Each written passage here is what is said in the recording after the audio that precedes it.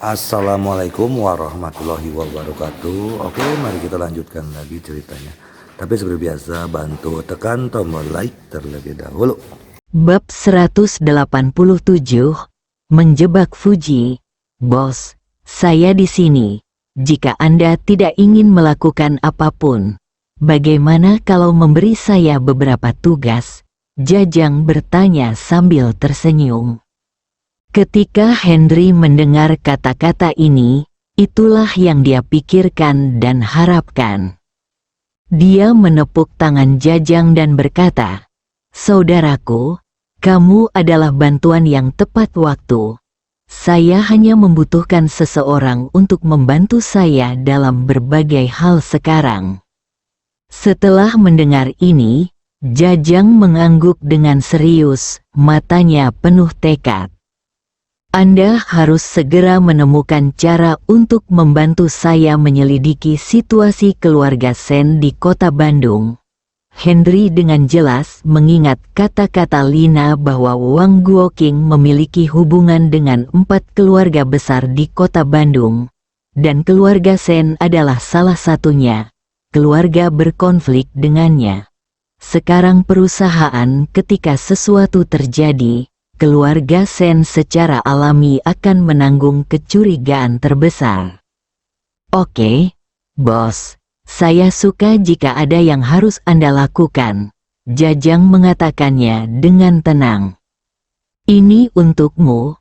Setelah Henry selesai berbicara, dia mengeluarkan cek senilai 100 juta dan menyerahkannya kepada Jajang.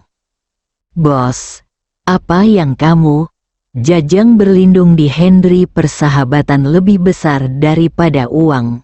Sekarang dia sedikit tidak senang ketika melihat Henry merogoh sakunya untuk memberinya uang. "Ini untuk Anda membeli peralatan. Saya harap Anda menggunakan peralatan terbaik dan tercanggih untuk menyelesaikan tugas terbaik dan memastikan keselamatan pribadi Anda semaksimal mungkin," Henry berkata dengan sangat tulus. Jajang memandang Henry dengan mata basah. Dia mengangguk dengan sungguh-sungguh, tanpa ragu-ragu, langsung meletakkan cek itu ke dalam pelukannya, tersenyum tipis pada Henry dan berkata, "Bos, tunggu saja kabar saya." Setelah mengatakan itu, pria itu menghilang ke dalam hutan. Henry menunggu Jajang menghilang sebelum berbalik dan berjalan menuju villa, merasa sangat terkejut dan gembira. Henry kembali ke villa. Begitu dia memasuki villa, sudut mulutnya melengkung. Henry melangkah ke formasi Kimen yang terbalik, dan setelah mengambil beberapa langkah, dia mendengar suara sepatu hak tinggi wanita datang dari dalam. Suara sepatu membuat Henry merasa lebih bangga. Baru saja di depan pintu, melihat formasi gerbang aneh yang terbalik dari kejauhan, sepertinya seseorang terjebak di dalam, tidak berharap itu menjadi seorang wanita. "Aneh, bukankah ini formasi Kimen? Kenapa aku tidak bisa keluar?" Alis Henry segera mengerutkan kening. Dia tidak menyangka itu adalah suaranya. "Fuji. Saya pikir itu bisa wanita mana saja, tapi saya tidak pernah mengira itu dia." Terutama formasi Kimen di mulutnya menunjukkan bahwa wanita ini tidak sederhana dan benar-benar dapat memahami formasi tersebut. Jika bukan karena dia membalikkan formasi Kimen, bertentangan dengan cara manipulasi yang normal, menurut Bagua Yili dan Yin, Yang dan 5 elemen, saya khawatir sekolah Sengke tidak dapat menjebaknya. Sebelum Jajang datang, dia baru saja selesai menyiapkan formasi ini. Rumah adalah pelabuhan yang hangat, jika seseorang memasukinya dengan santai. Apa bedanya dengan tinggal di udara terbuka? Formasi Kimen yang terbalik ini seperti jaring yang diturunkan. Henry ingin menangkap ikan, tetapi dia tidak menyangka akan menangkap Putri Duyung.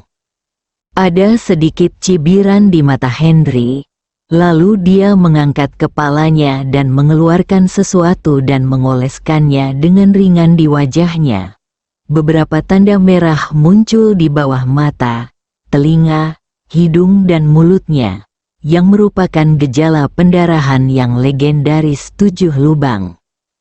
Dia mendekati Fuji sedikit demi sedikit. Fuji telah berkeliaran selama hampir 2 jam dan merasa pusing. Tiba-tiba dia berhadapan langsung dengan Henry. Dia melihat Henry mengeluarkan darah dari semua lubang dan wajahnya pucat. Dia ketakutan. Dia berteriak, "Ah!" dan dengan cepat mundur. "Aku diracuni oleh rumput yang patah hati tadi malam. Kembalikan hidupku, kembalikan hidupku." Suara Henry sangat menyedihkan. Fuji bersandar di bebatuan di belakangnya, gemetar. Dia tidak menyangka Henry berubah menjadi hantu yang ganas. Saat dia memikirkan apakah itu benar atau salah, Henry sudah mendekat dan meraih lehernya dengan kedua tangan, tetapi tidak dengan banyak tenaga. Merasakan hangatnya tangan Henry, Fuji tiba-tiba terbangun. "Henry, kamu pembohong besar. Kamu benar-benar membuatku takut." Setelah mengatakan itu, dia memeluk Henry dengan punggung tangannya dan mulai mencabik-cabik serta memukulinya. Henry diam-diam menyesal karena dia akan mengetahui apakah wanita inilah yang meracuni kemarin dan organisasi macam apa yang berada di balik Bang Tianyi.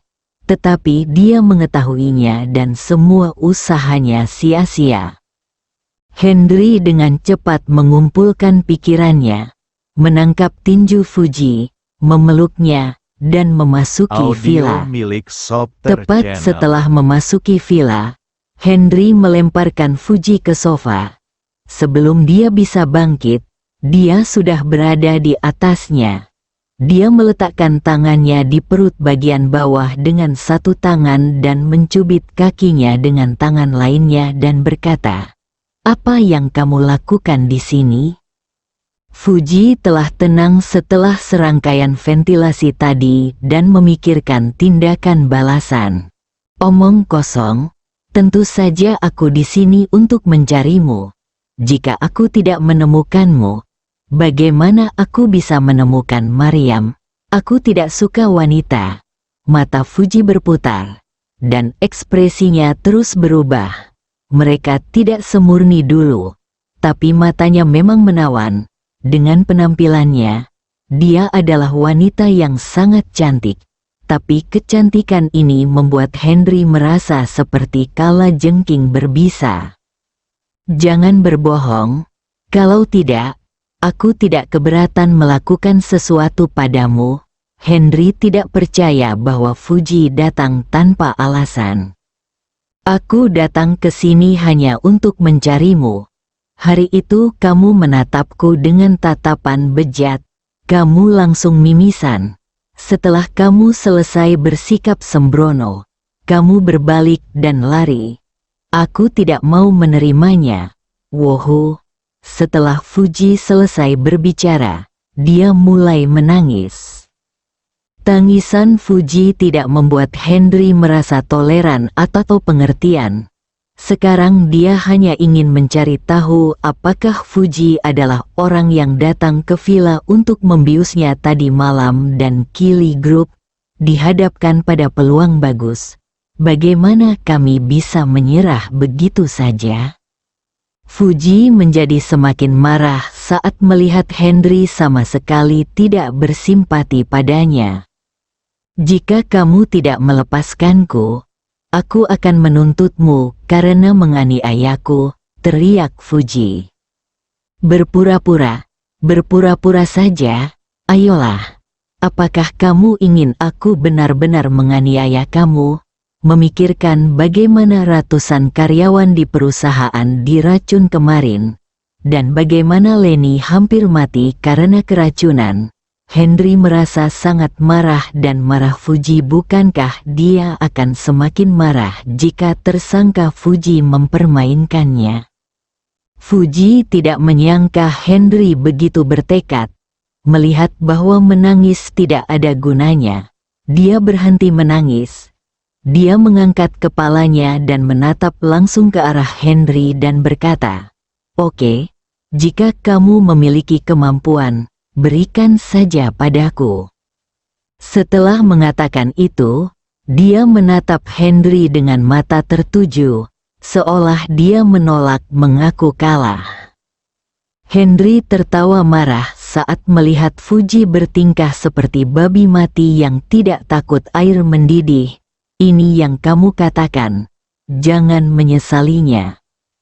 Ketika Fuji melihat senyuman Henry, dia tidak tahu kenapa, tapi dia merasa ketakutan. Tapi dia memutuskan untuk tidak mundur, dan mengangguk, bahkan dengan provokasi di matanya. Bab 188. Aku sangat membencimu. Henry melihat bahwa Fuji benar-benar tidak takut, jadi dia benar-benar tidak peduli. Dia melonggarkan cengkeramannya di kakinya dan menggaruk celana jeans kasual Fuji. Fuji merasakan pinggangnya mengendur, dan wajahnya menjadi merah dan cemas.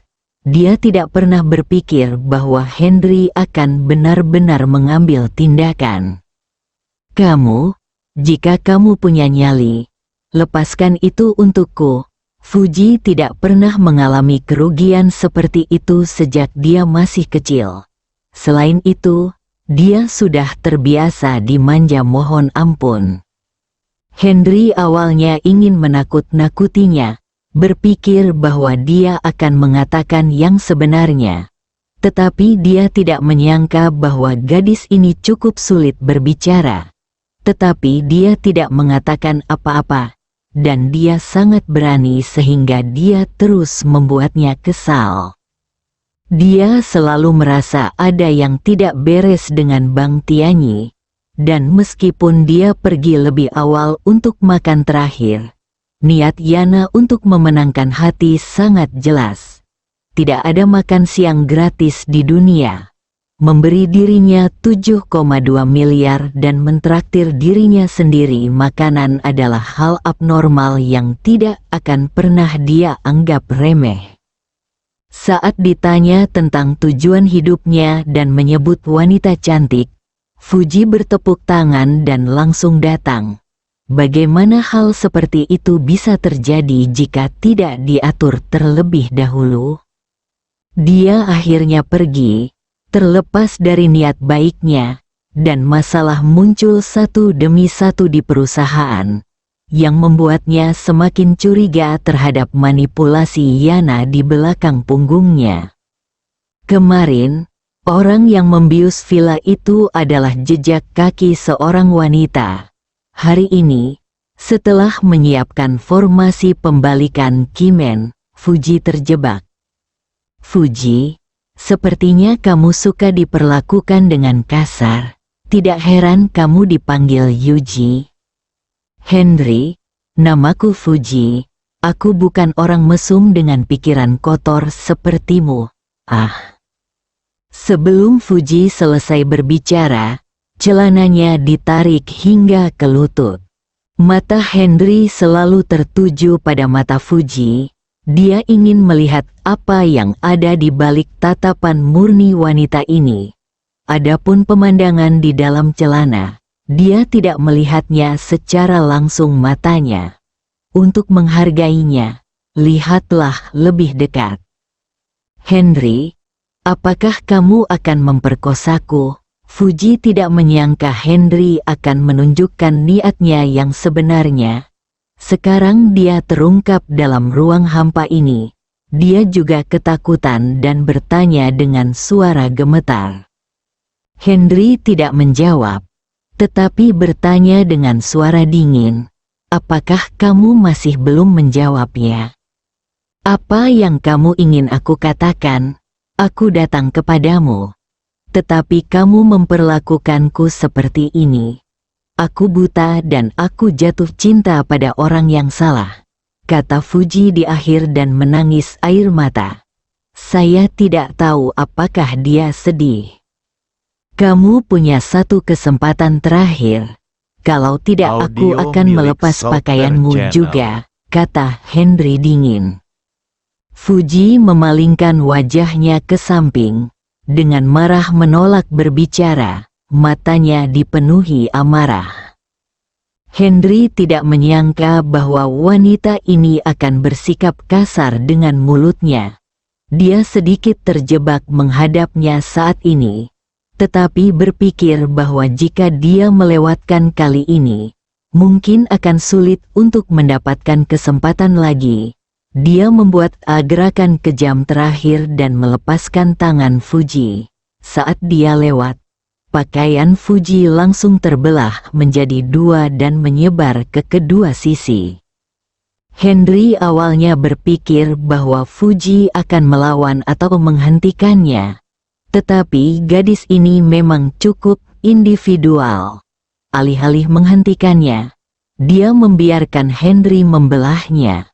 Bahkan setelah dipotong, dia bahkan tidak melakukan perlindungan diri dan membiarkannya menggantung di udara. Henry bodoh kali ini, di mana dia meletakkan tangannya, dimanapun Anda menaruhnya, ada bagian sensitif dari wanita. Nyatanya, tidak perlu meletakkannya. Fuji sedang berbaring di sofa, kepalanya menoleh ke dalam, tidak bergerak, dan air mata terus mengalir dari sudut matanya. Apakah dia benar-benar curiga bahwa dia salah? Henry memandang Fuji di depannya dan merasa curiga di dalam hatinya. Dia tidak bergerak, tapi Fuji mulai menangis dengan keras.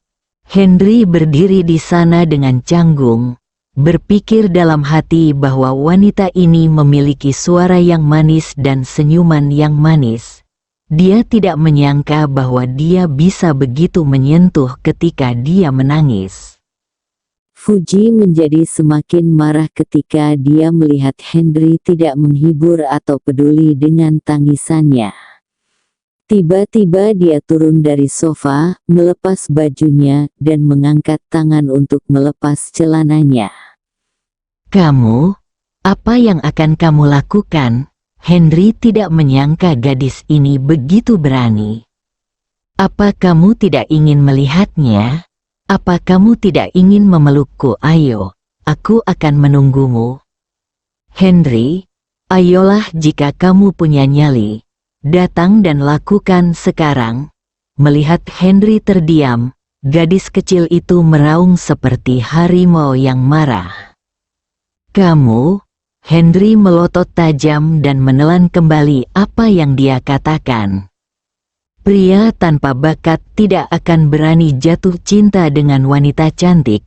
Fuji memikirkan apa yang mereka katakan ketika mereka mendiskusikan Henry di belakang mereka, dan dengan sengaja ingin menguji penilaiannya. Kamu kejam, Henry mendengus dingin, berbalik dan pergi. Gagal, kali ini dia benar-benar dibodohi oleh wanita ini, yang membuat Henry sangat tertekan. Henry, kamu bukan laki-laki. Aku sangat membencimu. Aku tidak akan pergi hari ini.